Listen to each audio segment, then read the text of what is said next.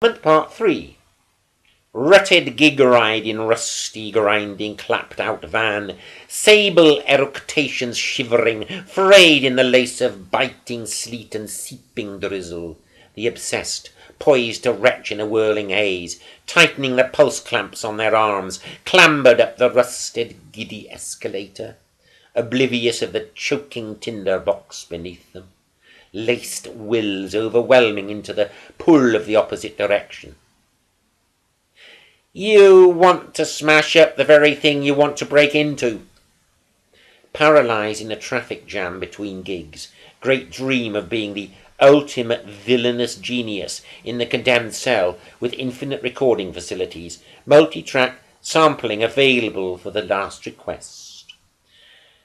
There might even be dreams of the reverb unit getting connected to the electric chair. Bleeding momentarily from a snapped string, then blackened and clotted, brushed off and flushed as crumbling detritus.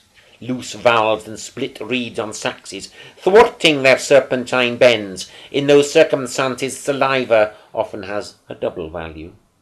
Some lumps are dough to the core, others have grit inside. For those who like to treat them as apples, the teeth get chipped when they bite. The pathetic and the repulsive generate their own magnetism. When life is circular, the illusion of reverse motion becomes real, straddling the boundaries of pain and vanity. Mountainous banks of levers and speakers, throb of the carnival, striving for the epicenter. But now ever more people are realizing their dreams at home, glued in comfort, doped even out of boredom by indefinite flickers. Downloading becomes universal. Virtual reality becomes actual. Instant image manipulation available to all, ever reflectable on oneself. Now there are lenses tailored to every purpose, every angle, every distance. 9-day wonders proliferate and shrivel. Perpetual succession of houses of cards, instantly collapsible. But where would life be without a bit of gambling? Belching barrages of plasticine emptiness make the shallow grades. Mega drum kits, multi-brass, make a cliché of yawning, reciprocated thunder. Happily counterpointed flirtations with politics get under the skins of the sneering and patronizing. Placards and sandwich boards flap, buffeting their definition. Slogans have the dynamics of riffs, snarls and bits of scrabbling rats with their copyright wrangles, an arm and a leg for a bar and a half. Thin, brittle sounds deeply reverberating, feelings aroused and titillated, feelings anaesthetized, so many figures, so many personalities, turned two-dimensional, flattened by the flickering strobe sequence. One, if left to debate the necessity of mantras, masses are burnt out through their sweat, powdered into the aftermath of skeletons. Rippling cross-references of crossovers, sophistication giving itself draughts of new nourishment, grinding blistering cartridges of shellac in the old record factory. Buffeting crowds spilled beer further downtrodden, wrangling around the cash box, bruising blows scattered, drenched, coins like confetti, banknotes ever more crumpled. Somebody had the equivalent of a getaway car. The crutch looked a little warped. In what direction is it going? The demagogue pressurizing wounds, the comforter, the provocateur, with only the most undercover of cheerleaders. The politics, the disruptions, the terrifying but invigorating crowd. Confused, grubby cash from abysmally paying gigs, battering me-grades counterpointed against jutting sofa wires, shivering with the morning dew at its least poetic. Out of the sleeping bags around the block, pending opening of the dingy cafe. Giddy, hyper-exhausted, careering in second and third wind clouds, burning more with apparent recharging, sweating into emaciation. Everyone's chasing consumer rainbows, which can never occur with uninterrupted sunlight. Maybe some pollution lends a bit of grit to life.